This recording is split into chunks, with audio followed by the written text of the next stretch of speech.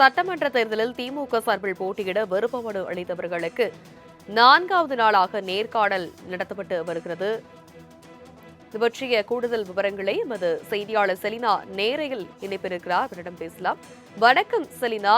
4வது நாளாக நேர்காணலானது தொடங்கி நடைபெற்று வருகிறது. இன்று எத்தனை பேருக்கு இந்த நேர்காணல் நடைபெற இருக்கிறது? விவரம் என்ன?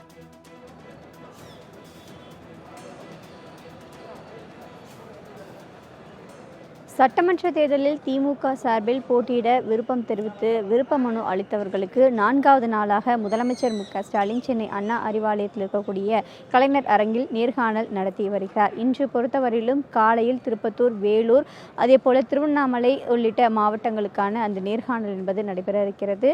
திமுகவின் அமைப்பு ரீதியாக 6 மாவட்டங்கள், அதேபோல 21 தொகுதி சட்டமன்ற தொகுதியில் போட்டியிட விருப்பம் தெரிவித்து விருப்ப மனு அளித்தவர்களுக்கான நேர்காணல் என்பது தற்போது தொடங்கியிருக்கிறது. கிட்டத்தட்ட 600 பேருக்கும் மேலாக இந்த நேர்காணலில் கலந்து கொள்கிறார்கள். தொகுதி வாரியாக நடைபெறக்கூடிய நேர்காணலில் தற்பொழுது வாணியம்பாடி தொகுதியின் நேர்காணல் என்பது தொடங்கி இருக்கிறது.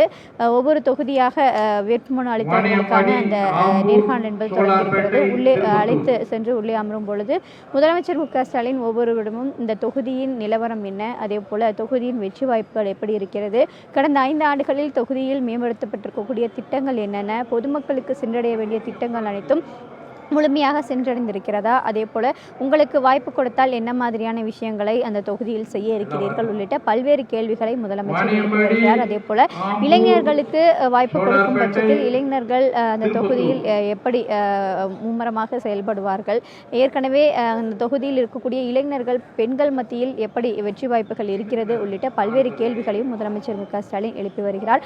அந்த வகையில் 4வது நாளாக நேர்காணல் என்பது தொடங்கியிருக்கிறது. திருப்பத்தூர், வேலூர், அதே போல ராணிப்பேட்டை, திருவண்ணாமலை ஆகிய 4 மாவட்டங்கள், திமுகவின் அமைப்பு ரீதியாக 6 மாவட்டங்கள் இருக்கக்கூடிய நேர்காணல் என்பது தற்பொழுது நடைபெற்று வருகிறது. அதே போல இன்று மாலையும் நேர்காணல் நடைபெற இருக்கிறது.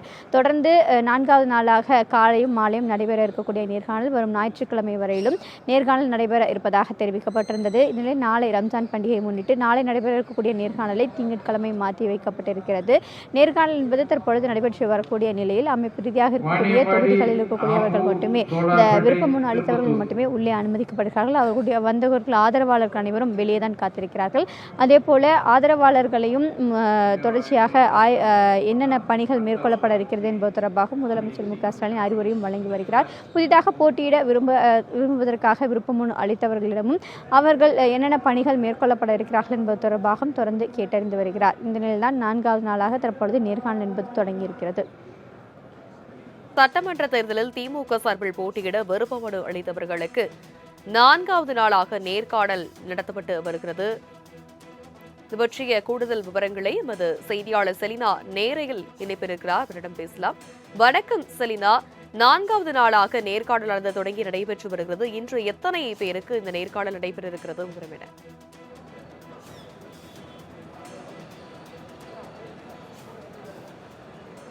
சட்டமன்ற தேர்தலில் திமுக சார்பில் போட்டியிட விருப்பம் தெரிவித்து விருப்ப மனு அளித்தவர்களுக்கு 4வது நாளாக முதலமைச்சர் மு.க.ஸ்டாலின் சென்னை அண்ணா அறிவாலயத்தில் இருக்கக்கூடிய கலைஞர் அரங்கில் நேர்காணல் நடத்தி வருகிறார். இன்று பொறுத்தவரையிலும் காலையில் திருப்பத்தூர், வேலூர், அதே போல திருவண்ணாமலை உள்ளிட்ட மாவட்டங்களுக்கான அந்த நேர்காணல் என்பது நடைபெற இருக்கிறது.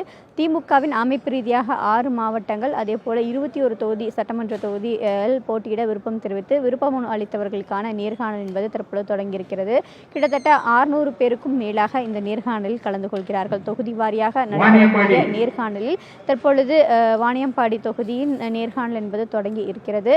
ஒவ்வொரு தொகுதியாக வேட்புமனு அளித்தவர்களுக்கான அந்த நேர்காணல் என்பது தொடங்கி இருக்கிறது. உள்ளே அழைத்து சென்று உள்ளே அமரும் பொழுது முதலமைச்சர் மு.க.ஸ்டாலின் ஒவ்வொருவரிடமும் இந்த தொகுதியின் நிலவரம் என்ன, அதே போல தொகுதியின் வெற்றி வாய்ப்புகள் எப்படி இருக்கிறது, கடந்த 5 ஆண்டுகளில் தொகுதியில் மேம்படுத்தப்பட்டிருக்கக்கூடிய திட்டங்கள் என்னென்ன, பொதுமக்களுக்கு சென்றடைய வேண்டிய திட்டங்கள் அனைத்தும் முழுமையாக சென்றடைந்திருக்கிறதா, அதே போல உங்களுக்கு வாய்ப்பு கொடுத்தால் என்ன மாதிரியான விஷயங்களை அந்த தொகுதியில் செய்ய இருக்கிறீர்கள் உள்ளிட்ட பல்வேறு கேள்விகளை முதலமைச்சர் எழுப்பி வருகிறார். அதே போல இளைஞர்களுக்கு வாய்ப்பு கொடுக்கும் பட்சத்தில் இளைஞர்கள் அந்த தொகுதியில் எப்படி மும்முரமாக செயல்படுவார்கள், ஏற்கனவே அந்த தொகுதியில் இருக்கக்கூடிய இளைஞர்கள் பெண்கள் மத்தியில் எப்படி வெற்றி வாய்ப்புகள் இருக்கிறது உள்ளிட்ட பல்வேறு கேள்விகளையும் முதலமைச்சர் மு.க.ஸ்டாலின் எழுப்பி வருகிறார்.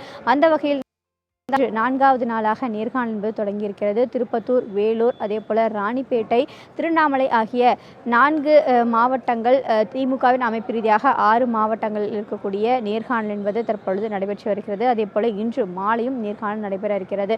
தொடர்ந்து 4வது நாளாக காலையும் மாலையும் நடைபெற இருக்கக்கூடிய நேர்காணல் வரும் ஞாயிற்றுக்கிழமை வரையிலும் நேர்காணல் நடைபெற இருப்பதாக தெரிவிக்கப்பட்டிருந்தது. இந்நிலையில் நாளை ரம்ஜான் பண்டிகையை முன்னிட்டு நாளை நடைபெற இருக்கக்கூடிய நேர்காணலை திங்கட்கிழமை மாற்றி வைக்கப்பட்டிருக்கிறது.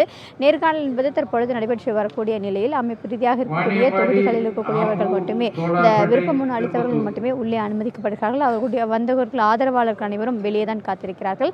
அதே போல ஆதரவாளர்களையும் தொடர்ச்சியாக என்னென்ன பணிகள் மேற்கொள்ளப்பட இருக்கிறது என்பது தொடர்பாக முதலமைச்சர் மு க ஸ்டாலின் அறிவுரையும் வழங்கி வருகிறார். புதிதாக போட்டியிட விரும்புவதற்காக விருப்ப மனு அளித்தவர்களிடமும் அவர்கள் என்னென்ன பணிகள் மேற்கொள்ளப்பட இருக்கிறார்கள் என்பது தொடர்பாக தொடர்ந்து கேட்டறிந்து வருகிறார். இந்த நிலையில்தான் 4வது நாளாக தற்பொழுது நேர்காணல் என்பது தொடங்கியிருக்கிறது.